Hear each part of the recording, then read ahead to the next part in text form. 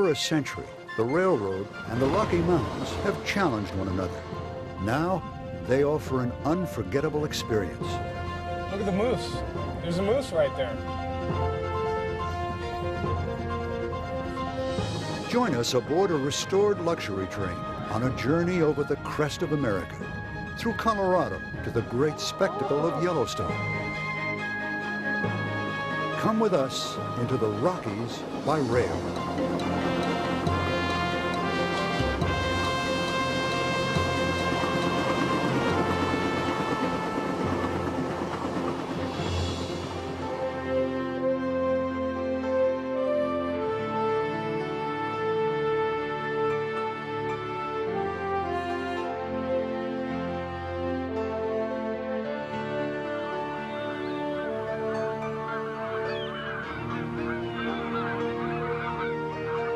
Chaos deep in the Earth's crust gave birth to the Rocky Mountains 70 million years ago. Since then, an ice age and the rains and winds of countless storms have turned it into a landscape of astounding beauty and variety, and a great barrier that allowed only a trickle of civilization through to the west, until the railroad reached it.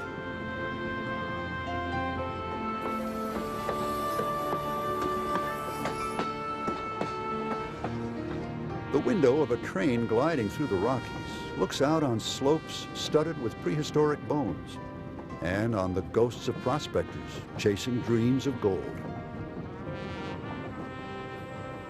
The train slithers through narrow canyons on tracks laid seemingly on hope, through wild country still accessible only to adventurous outdoorsmen, or to travelers by train.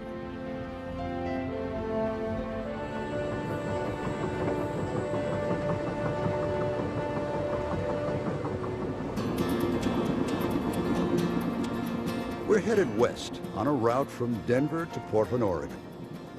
The heart of our journey is through the Rockies, crossing the Continental Divide, turning north to Salt Lake City, then into Idaho and on to a double finale, Yellowstone and Grand Teton National Parks.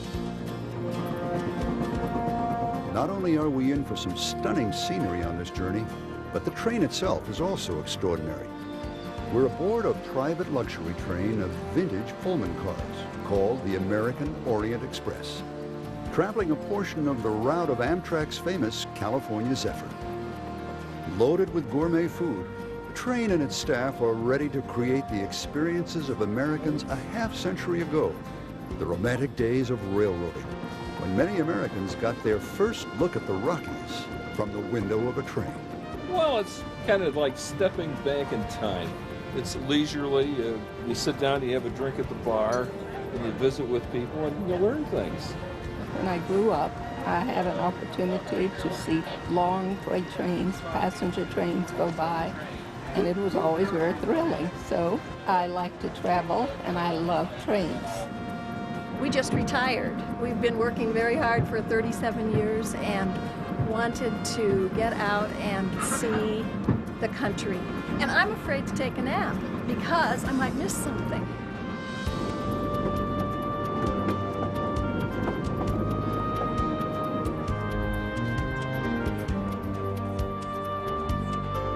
When passengers come on this train going through the Rockies, they see some pretty dramatic scenes.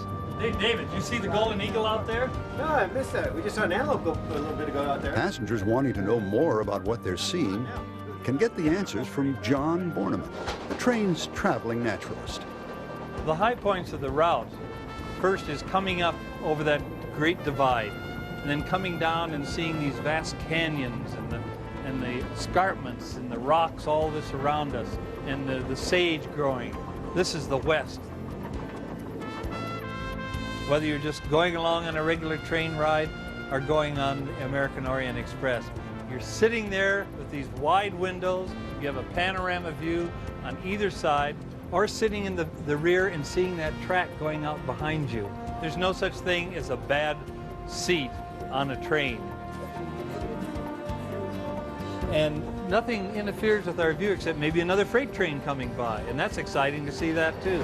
Count all the cars on a freight train that comes by. Taking a train through the Rockies opens your mind and your eyes to a vastness and contrast that you could never imagine or see in any other way.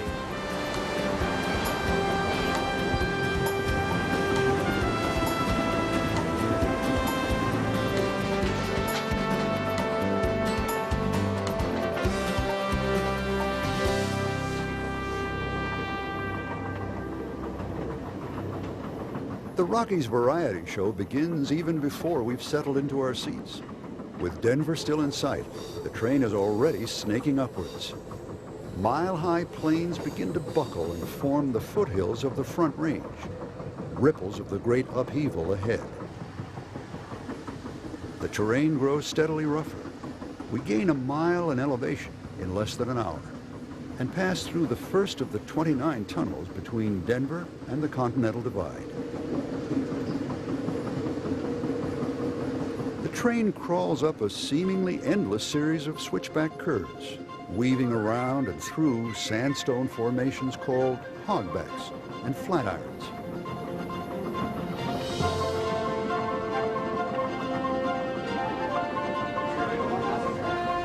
Then, without knowing exactly when it happened, we realize the plains have disappeared behind us. We're in the mountains.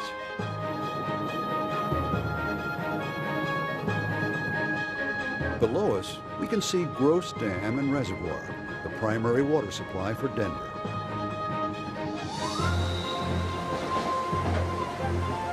On our left, South Boulder Creek tumbles past us, full of melted snow from the mountains surrounding us.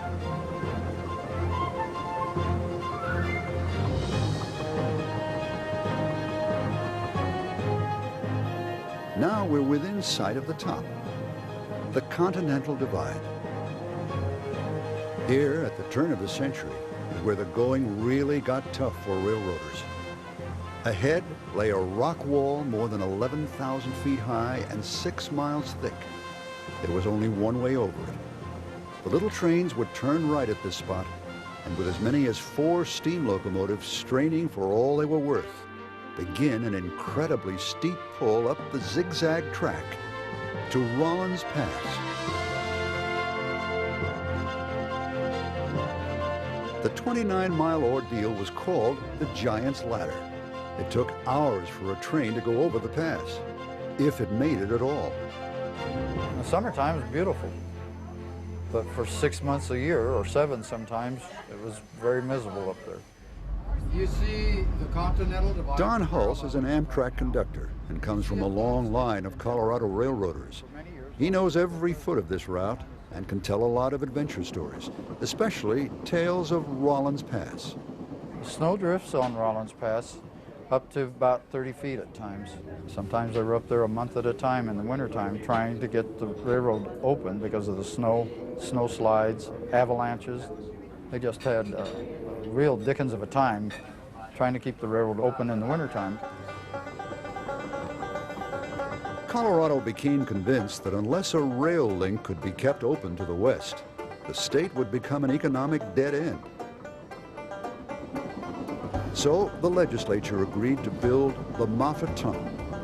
It was the longest rail tunnel in America at that time. The Moffat Tunnel took 4 years to build, from 1923 to 1927. It was built, the drill both from the east side and the west side.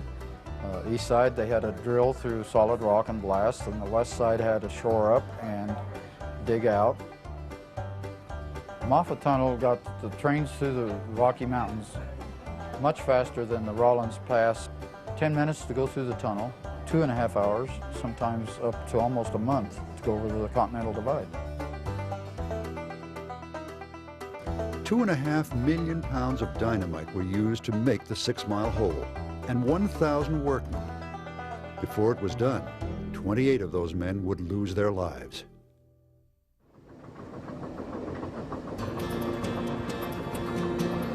Now, we speed under the Great Divide in no time. In the middle of the tunnel, we're at the highest point that American mainline passenger trains reach, even though we're still half a mile underground.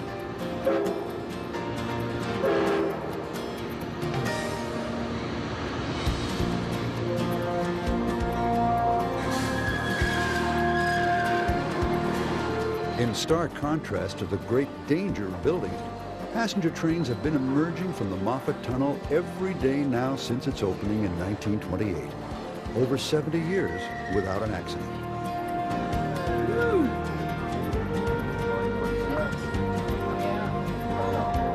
Out of the tunnel and blinking from the sudden bright light, we find ourselves suddenly in different weather with different trees and rock formations. We pass the town of Winter Park, where each winter clouds stalled by the mountain ridge turn the slopes into a ski resort. Now the streams are flowing in the opposite direction, westward. This sparkling beauty, Fraser River, is full of trout. President Eisenhower often came here to fish. We follow the river through Arapahoe National Park. Passengers keep their eyes peeled for wildlife. Following the Fraser, we join the mighty Colorado River. We'll be following the Colorado for the next 238 miles, the longest stretch in which a river and a railroad share paths in America.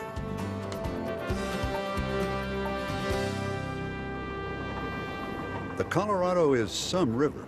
It's only the 6th longest river in North America, but one is hard-pressed to name another in the world that has outdone it in creating natural wonders. This is, after all, the river that dug the Grand Canyon. The Colorado descends 10,000 feet on its way toward the Gulf of California in Mexico. And so, in some stretches, it's more like a waterfall than a river. Useless for navigation, but full of thrills for rafters.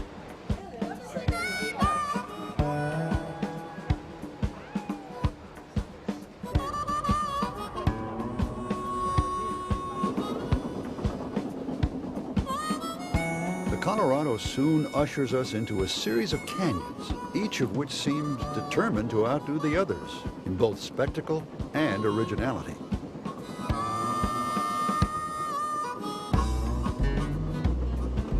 The first is Byers Canyon. It's a short, jagged canyon, which forces trains to screech around the sharpest mainline curve in the country.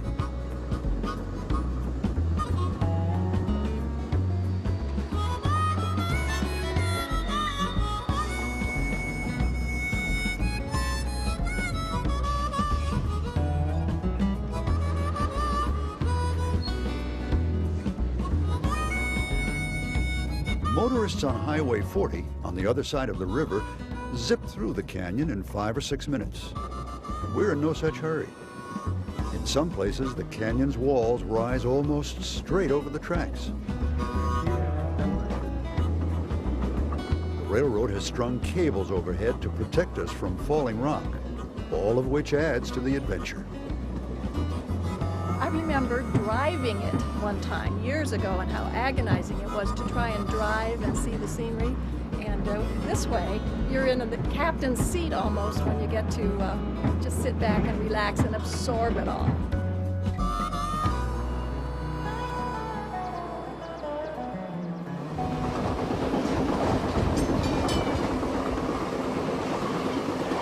Clearing Byers Canyon, we find ourselves in Troublesome Valley. Whatever the reason for that ominous name, we notice the train has picked up speed. At nearly 80 miles an hour, the Continental Divide recedes fast behind us.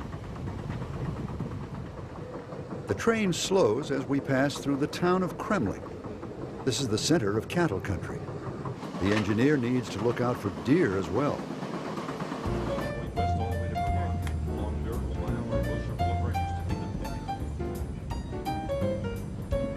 While passengers are taking it easy, a lot is going on up and down the train. How's everything going for you folks? Looking good? Great. Scott Gagnon is the train's hotel manager.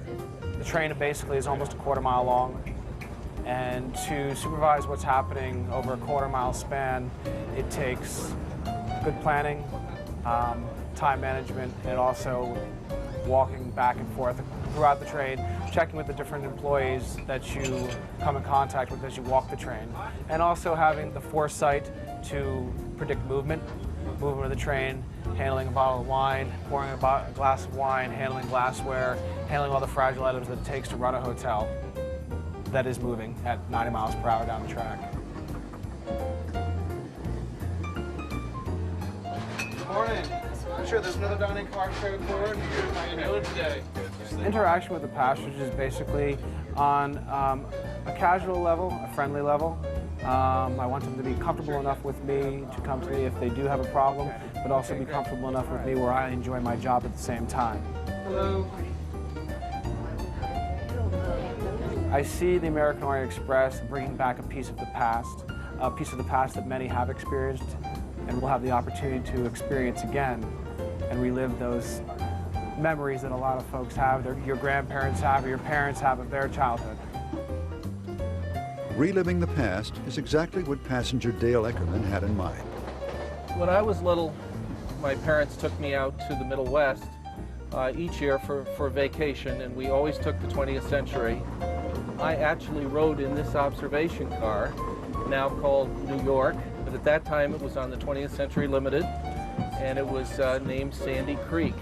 It was a trip to another world. So, as I think a lot of people want to do, they want to come back and re-experience what they did many years before, and that's what we're enjoying on this trip.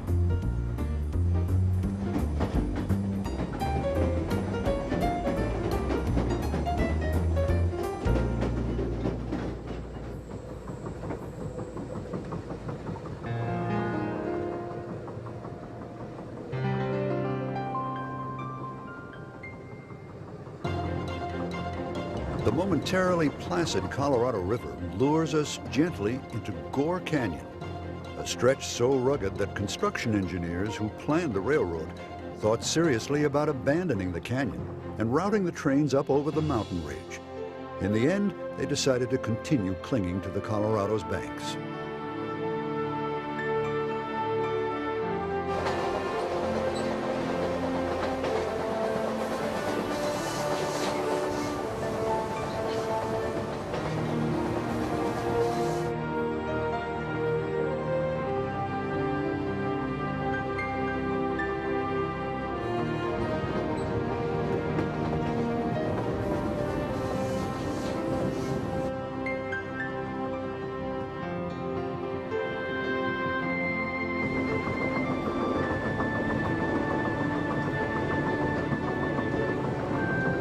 Even today, there is no road through Gore, only railroad tracks.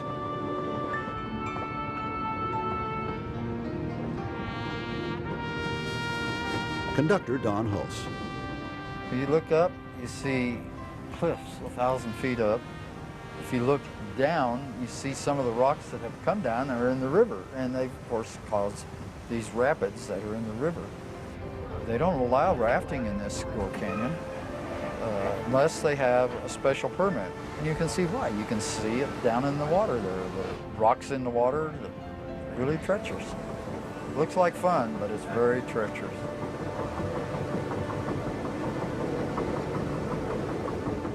Leaving Gore Canyon, we cross another high plain. Vertical becomes horizontal, then back again. One by one, nature tried everything in her arsenal in the Rockies. Volcanoes, faults, erosion. A surprise around every curve.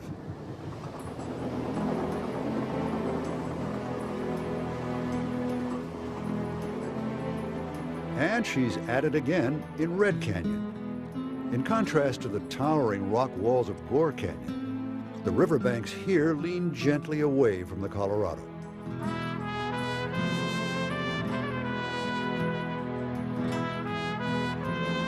The state is believed to have gotten its name from terrain such as this, as Spanish conquistadors rode through and described it as Colorado, red.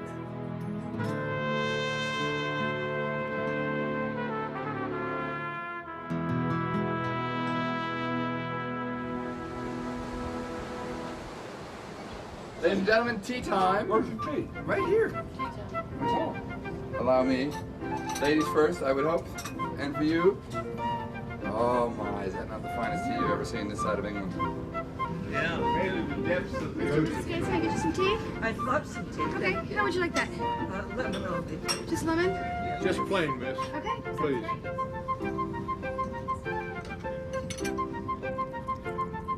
Thank you, Tracy. Thank you. You're welcome.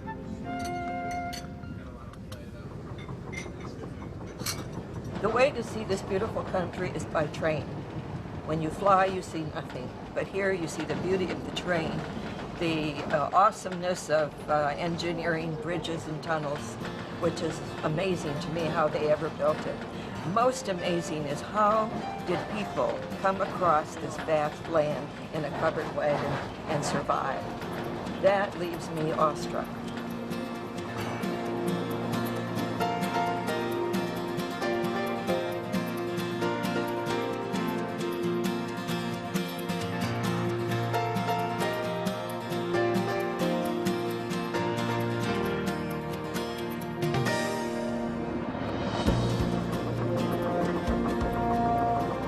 We've reached a canyon so deep and forbidding that for some time it was thought impassable. Many early trappers and Native Americans chose to climb over the mesa and circled the canyon to continue their journey. It's called Glenwood Canyon.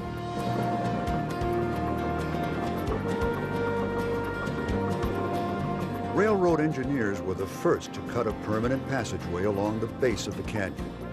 Today it's also the path of Interstate 70, the last segment of America's interstate highway system, and one of the most elaborate and challenging to construct. For half an hour, we twist through this beautiful chasm.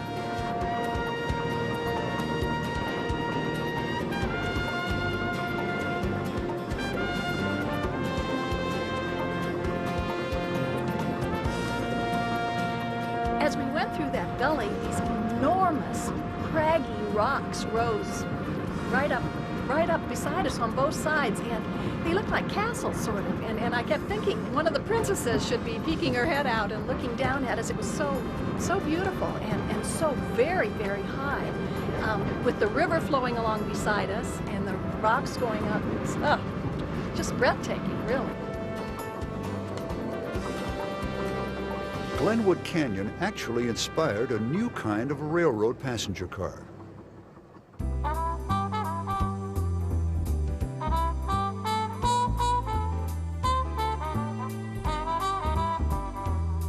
It was called a Vista Dome, a car with a glass canopy, tailor-made for travel in the Rocky Mountains, where the scenery is not just around you, but overhead. In 1944, a rail executive was riding through Glenwood Canyon in the cab of a Rio Grande locomotive. And he got to thinking, why can't people see what I can see from this engine? He got to Salt Lake City that night and spent most of the night in his hotel room drawing pictures of passenger cars, and eventually came up with the bubble top, and it is known as the Vista Dome car. Beginning in 1949, the glass-topped Vista Domes became a feature of the California Zephyr passenger trains, traveling from Oakland to Chicago. And when the railroad promoted the cars, it was Glenwood Canyon we saw. Walls of pastel-tinted stone, formed by erosive wind and water into fantastic shapes, tower high above the river and the railroad.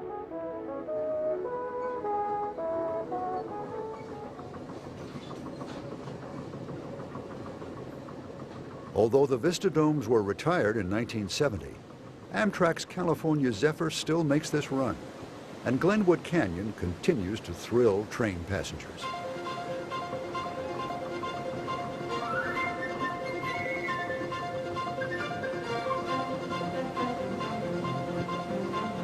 Our train emerges from Glenwood Canyon and cruises through the center of the town of Glenwood Springs, home of the world's largest hot water swimming pool and site of gunslinger Doc Holliday's grave.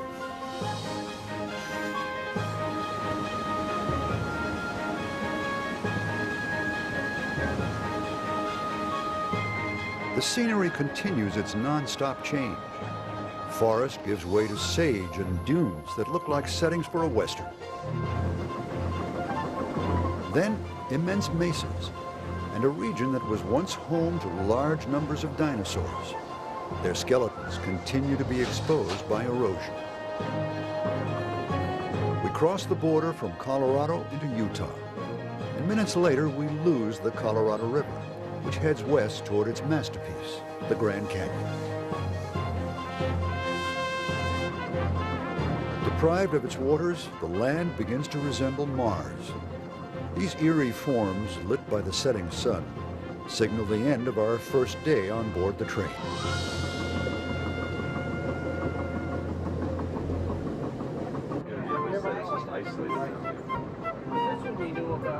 As passengers relax, train staff converts the sitting rooms into sleepers.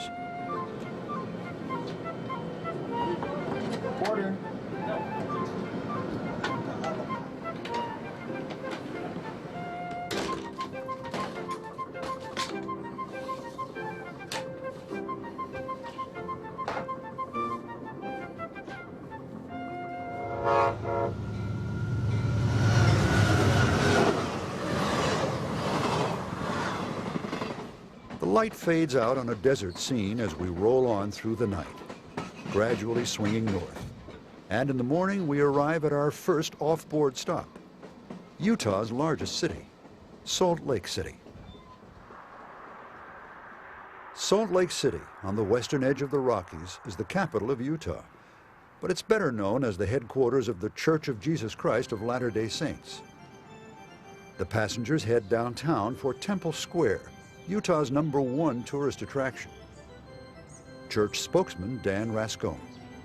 It's a beautiful place to us because it's a great significance. It's a place where Brigham Young came and established and built back 150 years ago.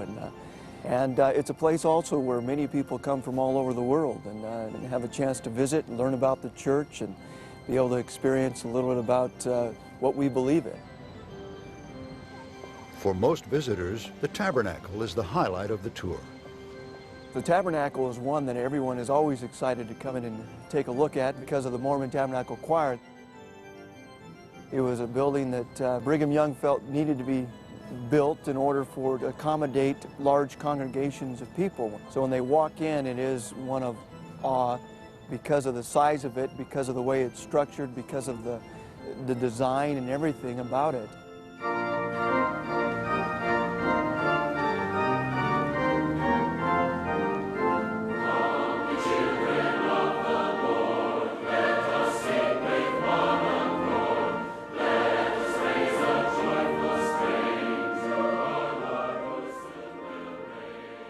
Welcome to the Tabernacle.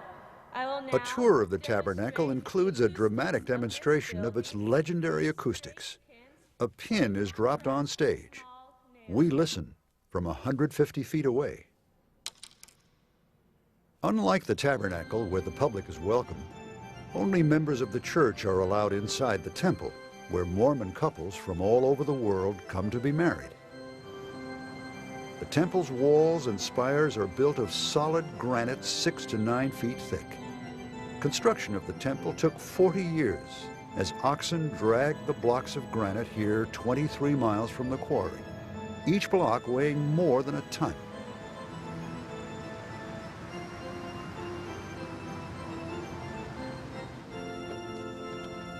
Temple Square's Family History Library is open to the public. It holds the world's largest collection of genealogical material. More than 2 billion names are on record, and visitors are invited to look through it, look for their own family's history without charge. Every day, about 2,600 people accept the invitation. Well, this is my 3rd visit. We come with a group, family history tour, and we stay a week. And my daughter usually comes with me, and this time my 2nd daughter's come also. Our name is Miller, and Miller's a hard one to search. And we found Miller and far enough back that we could connect in the ancestry file to someone's research back in Germany in 1500. And my husband never even knew that he was German. He thought he was Irish. The #2 tourist attraction of Salt Lake City is not hard to guess. The Great Salt Lake, one of America's most unusual natural phenomena.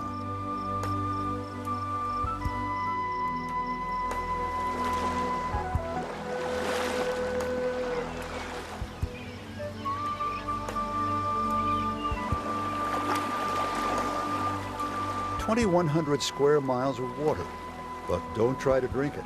Only the Dead Sea is saltier than this lake. It averages 5 times saltier than the ocean. That's because it has no outlet. Salt and other materials carried here by rivers and streams simply stay, while the water that brought them evaporates. To learn more about this lake, we cross a 7-mile causeway to the middle of it. Antelope Island State Park. Tim Smith is the park manager. Great Salt Lake, often erroneously referred to as a Dead Sea, while it doesn't have a large number of species, it really only has 3 different ones: algae, brine shrimp, and brine flies, but incredible numbers. Like the lake that surrounds it, Antelope Island seems desolate, but isn't. Several kinds of wildlife live here. The island's namesake, for one, the pronghorn antelope. And enough birds stop off here on their migration to satisfy Alfred Hitchcock. And seemingly out of place, a herd of bison. By the late 1800s, civilization had driven these animals to the brink of extinction. So in 1893, some Utah conservationists brought 12 of the animals to this island, hoping the surrounding lake would insulate them and allow the little herd to grow. The 12 bison are now 600.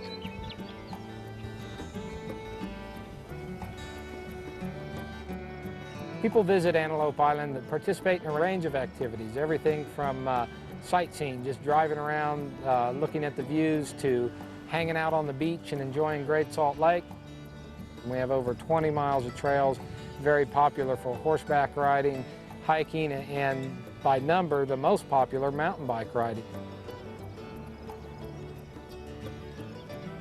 Antelope Island is the best place to experience Great Salt Lake. You're out in the middle of the lake, the views are stunning. With a turn of your head, there's the Pilot Peak in Nevada, over 100 miles away. And then to the right is the Wasatch Mountain rising up 5,000 feet above Salt Lake City, a place of great light and distance, the way from the city but within sight of it. And so wildness with a backdrop of the largest metropolitan area in the state.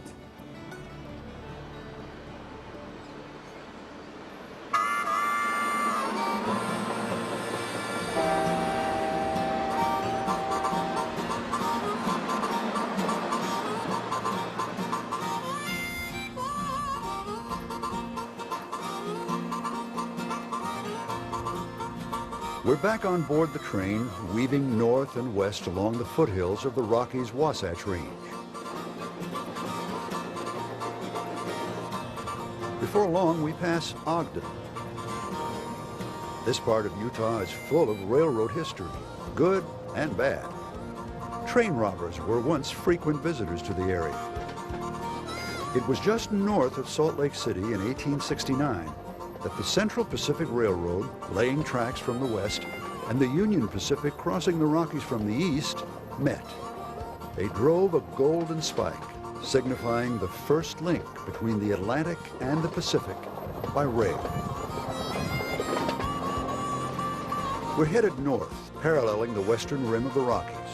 We'll cross into Idaho and follow the Snake River to our final Rocky Mountain stop, near the entrances of Yellowstone and Grand Teton National Parks. But first, there's fascinating scenery to enjoy in northern Utah. Bear River Canyon, for instance. 3 miles of cliffs, high trestles, and tunnels.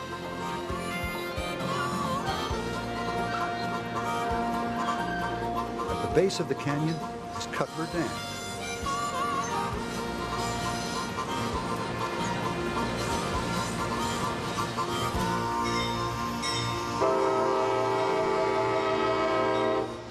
Passengers who feel like taking a break from spectacular scenery can explore the train itself. Greg Miller oversaw the restoration of the 1940s and 50s luxury cars. Once you step on board, you instantly step back in time. And although there's a lot of technology and enhancements that have been put into the cars over the last 10 years. Each car has got a unique history, ranging from the late 1940s to the late 1950s, from the streamliner era of American railroading. This is the Washington sleeping car built in 1950 for the Chesapeake and Ohio Railway, and it's one of 6 sleepers that we have in our fleet, all with a variety of accommodations. We've got presidential suites, doubles, parlor suites. In fact, here is one of our single double combinations. As you can see, it's got the old traditional Pullman berths and in-house accommodations, the mirrored sink.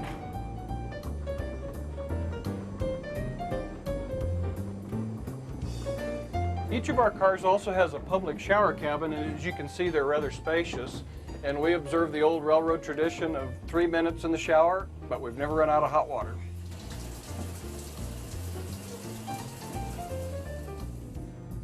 This is one of our presidential suites, and as you can see, it's mahogany paneled, as are the rest of the suites. It's got 2 lower beds, private shower, and the Art Deco fixtures, which give it a little bit of distinction.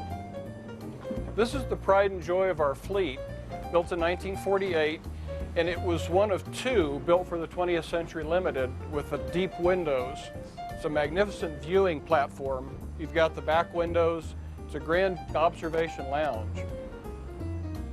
This is our Seattle Club car, built for Union Pacific back in 1954, and like all of our cars, completely rebuilt from the ground up.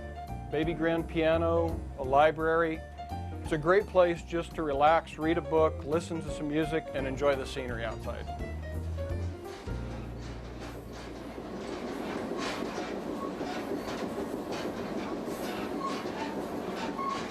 Selections this evening. We have a seared beef tenderloin.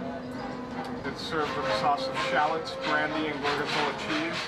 Ah, yes, the meals. Never mind the mountains, canyons, and buffalo herds, and Yellowstone can wait. Dinner on this train is a very big deal. Executive Chef Carl McConnell is in charge of the meals aboard the American Orient Express. We try to adapt them to what area of the country that we're in. You're going through the west, southwest, so you'd like to feature some southwestern cuisine. In the south, you'd like to feature southern cuisine. When you're in New Orleans, you want to feature Creole cuisine, but we try to do it with a different twist here. By the way, it looks very beautiful, Sean. Very nice, very nice. In the hours leading up to dinner each day, the atmosphere in the kitchen is calm and casual. But as the passengers fill the dining car and begin to mull over tonight's menu, back in the kitchen, the atmosphere changes. Intense. Very hot. Is that my rare? Where's my garnish? Organized chaos. It's game time. More beef, please. Well, let's go. Good job, gentlemen. Coming over. Fire off another trout, please. Thank you. You pick it up. No, you don't need plates. You're all right. You're all right. You're all right. 5 beef and 2 mid-wells, please. What's most gratifying about it, to see the satisfaction on the passengers' faces and to hear them say, "You guys are the best. You really made our trip." That's gratification.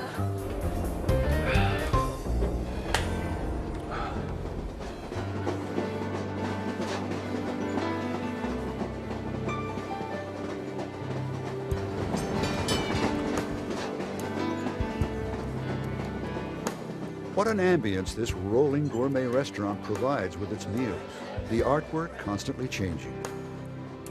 And when the meal has been served, crew members and passengers alike become sightseers. Twilight is often a particularly good time for it. Oh, look at the moose. There's a moose right there. Check it out. He's swimming.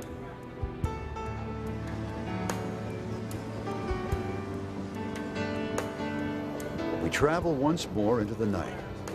In the morning, the passengers will be getting off the train and into the Rockies right up close at Yellowstone.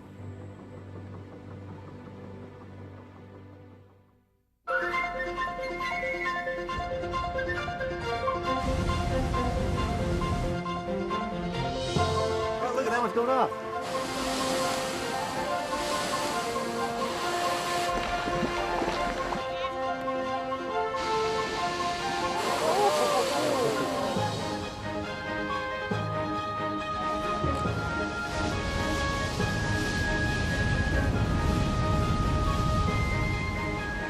Yellowstone, the world's first national park, and for our passengers, the pot at the end of the rainbow. Park archivist Lee Whittlesey. We're just loaded with spectacular wonders. I mean, we're sometimes referred to as 5 parks in one. We have threatened and endangered animals here, you know, animals such as the grizzly bear, the ones that truly make wilderness because they're dangerous. We have rare plants, the types that grow literally nowhere but Yellowstone. The geysers and hot springs, you know, about 10,000 hot springs in the park. And that's more than all the rest of the world combined. But Yellowstone, even though it has all these wonderful things, is not 31,000 elk or 200 lakes or 130 waterfalls. In Yellowstone, what is important is wildness. That's the real resource. The resource is wildness.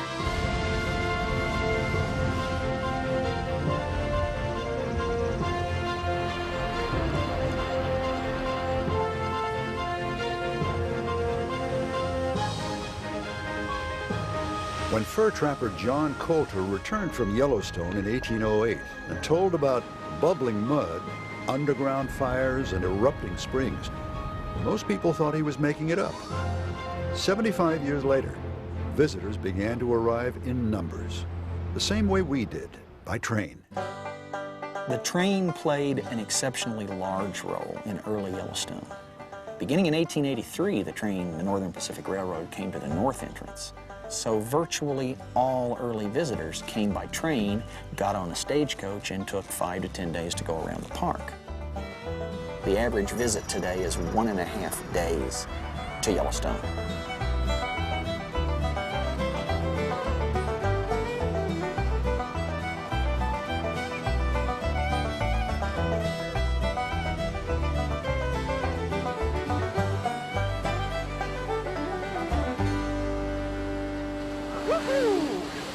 Look at this, folks. This is one of our most powerful geysers, and it's erupting for you all. A lot of geysers are most powerful when they first start, but this geyser is most powerful for the whole half hour that it erupts. So, Ranger Ann Deutsch has been at Yellowstone for 9 years. this place is different. This place is special. It's specially wild. It's specially intact. It's still a functioning ecosystem. And then the geysers, to see the power of geology happening in front of your eyes. I've seen new geysers start. I've seen geysers quit. And here we tolerate the fact that nature is more powerful than we are. It's a wonderful lesson. Rudyard Kipling called Yellowstone 3,000 square miles of freaks of fiery nature. Here at the Fountain Paint Pot, we get to see several of the freaks at once. Blue water, refreshing looking, but scalding from subterranean fires. Fumaroles, steaming earth. And mud pots, a cauldron of volcanic burps turning rock into clay mud. Hell bubbling up, one old trapper figured. Like almost everyone who comes to Yellowstone, the train's passengers want most of all to see Old Faithful. Old Faithful is the world's most famous geyser. It's big, averages 140 feet tall. It's frequent, usually 20 times a day. And the power of Old Faithful is astonishing.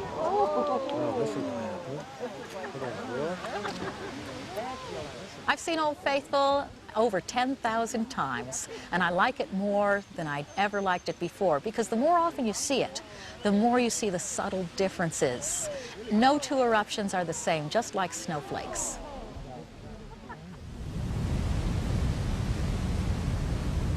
There are over 130 waterfalls in Yellowstone, each one worthy of a park all by itself. Two big ones are here, in the Grand Canyon of Yellowstone. More than 20 miles long and 1,500 feet deep. The canyon isn't quite the size of its namesake, but even more colorful. Iron oxide and silica in the decomposed lava walls have smeared the rock with colors. The Yellow River continues to erode the canyon, sending up to 63,000 gallons of water per second over the brink of Lower Falls.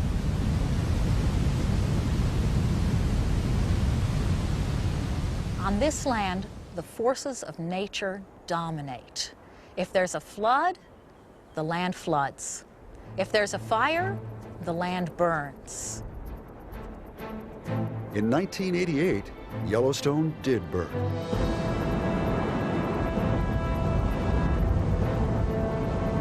The biggest firefighting force ever assembled on our continent for a wildland fire was assembled right here in Yellowstone, but they weren't able to stop it.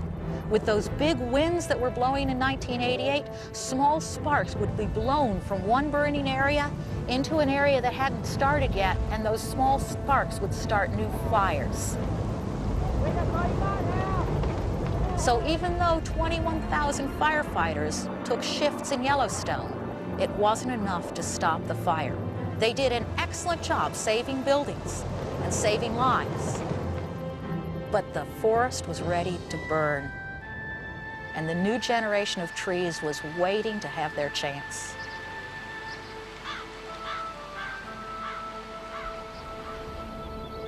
Now that the old trees have died, there's more sunshine hitting the forest floor, and more grasses and flowers have a chance to grow. So in fact, from an elk's perspective, it was probably a great thing. They get more grass. From a human being's perspective, we miss the old trees.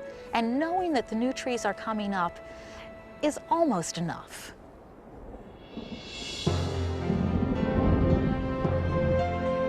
Yellowstone is a high mountain habitat where the wildlife clings to life. Life is hard here. This just happens to be the place on our continent where the wildlife wasn't extinguished by our advancing civilization. It's a remnant of what used to exist across our great continent. If you want to see what wild United States was 1,000 years ago, you can see it right here in Yellowstone.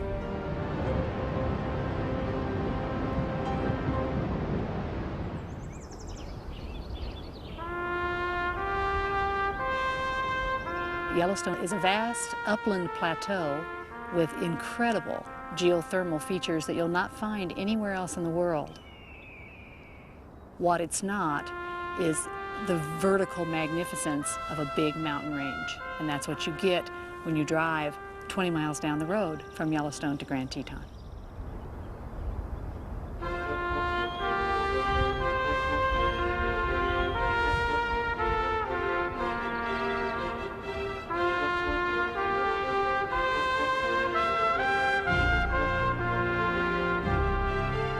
Mountains are inspiring. Mountains are like great cathedrals.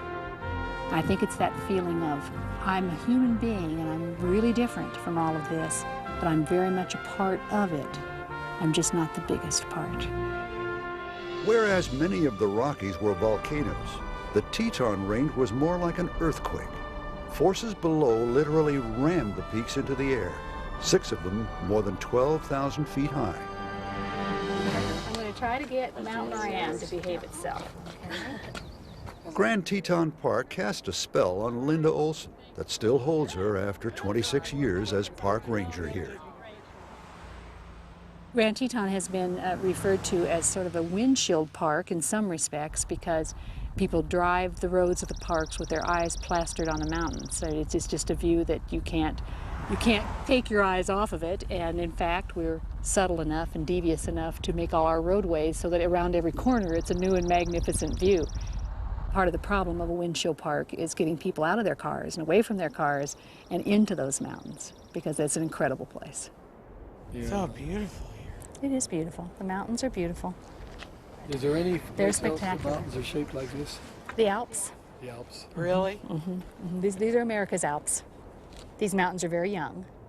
They're 5 million to 10 million years old compared to the rest of the Rocky Mountain Range is 60 to 80 million years old. And because they were uplifted from a fault, instead of being folded, instead of wrinkling the crust broke. That's why you get this no foothills or anything, just this flat plain and then the vertical of the peaks. This is Mount Moran, and we're looking at a glacier right on it, that big cirque-shaped snowfield right in the middle. That's Skillet Glacier.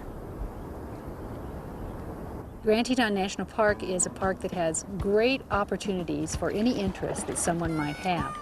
Obviously, it's a scenery and wildlife park. It's a beautiful place just to walk around and look at and admire it, but it's also great recreation. Floating the Snake River and rafting and canoeing is very popular here.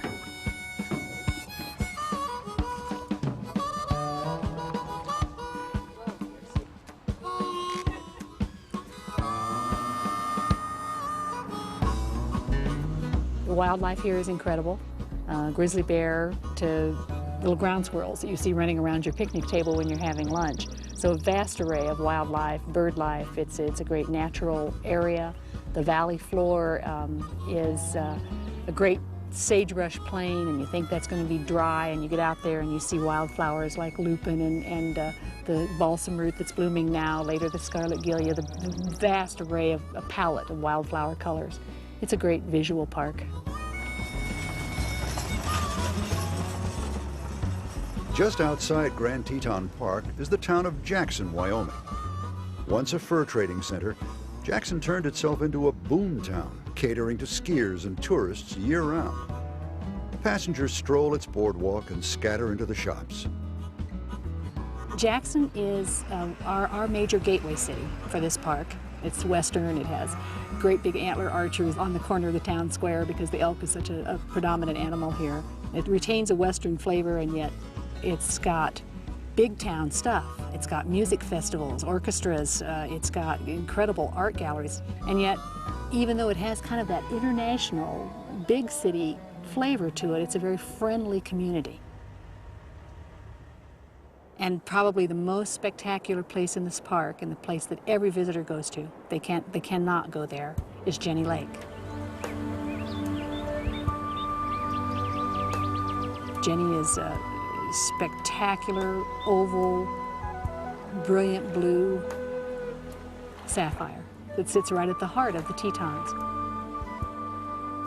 Jenny is one of the string of Piedmont lakes, valley lakes, that lie at the base of the range, and they lie at the end of a canyon where the glaciers have come down the canyon, scoured out a big hole, and then when they melted, filled that hole with water, and now it's fed, of course, by snowmelt and mountain streams. I've been in this area year-round since 1972. So the Tetons are home, and when I'm away from home, I miss them so dramatically. It's a longing, a pulling at your heart because you're not with those mountains. This park gets about 50% repeat visitors because it calls them back, just like it does all of us. These are friendly mountains, and what they do is they become a part of you. You can't resist returning to the mountains.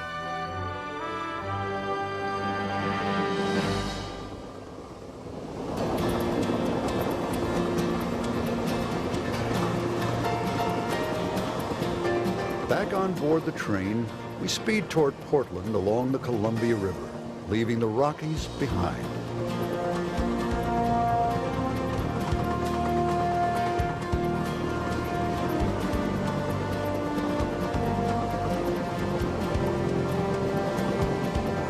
Each passenger seems to be left with something different to remember. Right now, there's a certain nostalgia. When you get to the end of a train ride, you always feel a little blue. I can sit here all day long just looking out the window. It's like a picture postcard, just seeing everything go by, but at a slower pace. The planes was the most enjoyable part. I could watch the train as it would make the various turns. Something about a train that's very soothing and very satisfying for me. I love train travel. It's the end of a journey, but I'll look forward to the next because, you know, I'm going to do this again. I think it's a great way to travel. It's very civilized. It's fun. I'm looking forward to the next time. Sad that it's over. It's been a dream trip, absolutely beautiful. What we've loved most about it is seeing a part of the country that we hadn't really seen by train. The vastness of it, the spectacular beauty. When I hear the song, Now America the Beautiful, I'll see this.